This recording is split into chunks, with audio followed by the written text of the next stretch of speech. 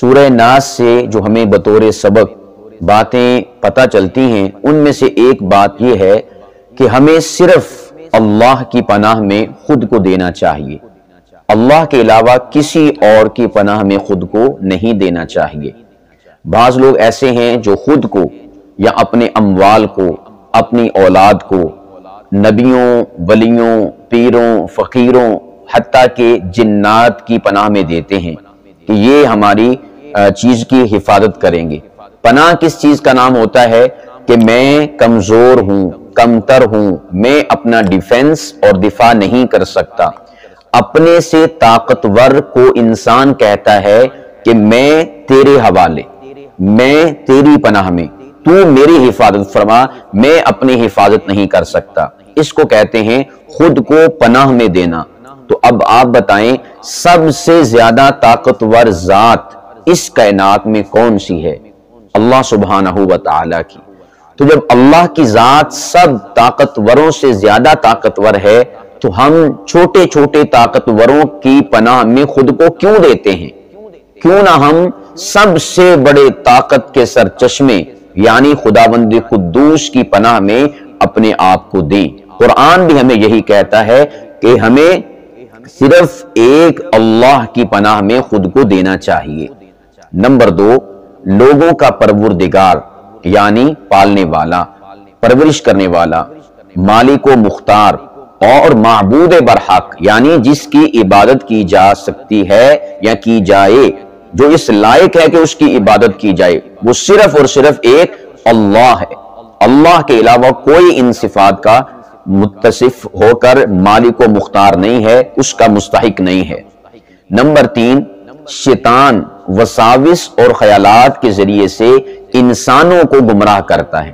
یعنی سوال کیا جائے کہ شیطان کے پاس کون سی طاقت ہے جس طاقت کے بلبوتے پر وہ انسانوں کو گمراہ کرتا ہے یا انسانوں سے گناہ کے کام کرواتا ہے؟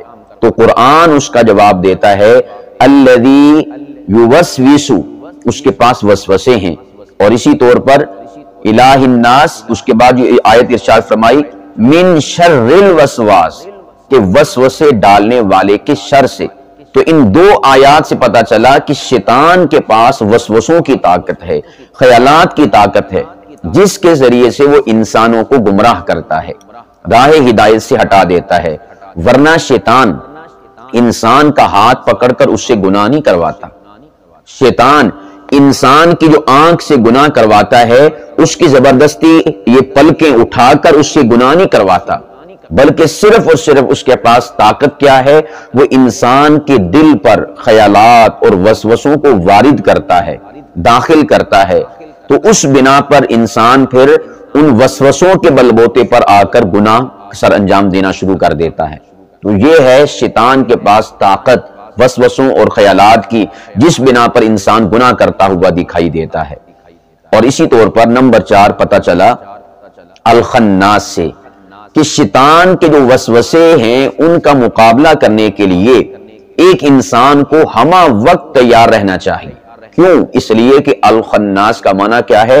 جو وسوسے ڈالتا ہے بار بار پلٹ کر آتا ہے، یعنی اس کی صفت کیا ہے؟ وہ ایک بار وسوسہ نہیں ڈالتا بلکہ ایک بار ڈالے گا، گناہ انسان نے نہیں کیا، اس پر عمل نہیں کیا، دوسری بار ڈالے گا، تیسری بار، حتیٰ کہ وہ انسان سے گناہ کروا لیتا ہے وسوسوں کے بلبوتے پر۔ چونکہ وہ بار بار وسوسے ڈالتا ہے، بار بار انسان کے دل پر خیالات فاسدہ کو وارد کرتا ہے، تو اس لیے انسان کو ہمہ وقت شیطان کے مقابلے کے لیے تیار رہنا چاہیے۔ تو یہ بھی بات معلوم ہوئی۔ نمبر 5 کہ الذی یوسوس فی صدور الناس، اس سے پتہ چلا کہ شیطانی وساوس اور خیالات فاسدہ کا جو مرکز و محور ہے وہ ہے انسان کا دل۔ وہ یہاں پر آ کر اپنے جو شیطانی وساوس ہیں ان کو وارد کرتا ہے انسان کے دل پر۔ تو دل کو پاک صاف کرنا چاہیے اللہ کے ذکر سے، اور اس پر پہرا بٹھانا چاہیے خداوند قدوس کے نام کا، تو اس سے پھر وہ پیچھے ہٹنے کی کوشش کرتا ہے، وہ وساوس اور خیالات نہیں ڈالتا۔ تو ذکر الہی وہ دل کا حصار ہے شیطانی وساوس سے، وہ دل کا بچاؤ ہے شیطانی وساوس اور خیالات سے۔ نمبر 6 من الجنت والناس سے پتہ چلا کہ جس طرح جنات کے اندر شیاطین پائے جاتے ہیں، یعنی تمام جنات شیطان نہیں، جنات کا جو گروہ ہے اس میں شیاطین ہیں، اسی طور پر صرف ان میں شیاطین نہیں، انسانوں کا جو گروہ ہے اس میں بھی شیاطین پائے جاتے ہیں، یعنی دیکھنے میں وہ انسان ہوتے ہیں لیکن حقیقت کے اندر وہ شیطان ہوتے ہیں۔ تو قرآن کریم کی یہ آیت مبارکہ ہمیں یہ بھی بتاتی ہے کہ جس طرح شیطان جنوں میں ہوتے ہیں اسی طور پر شیطان انسانوں میں بھی ہوتے ہیں۔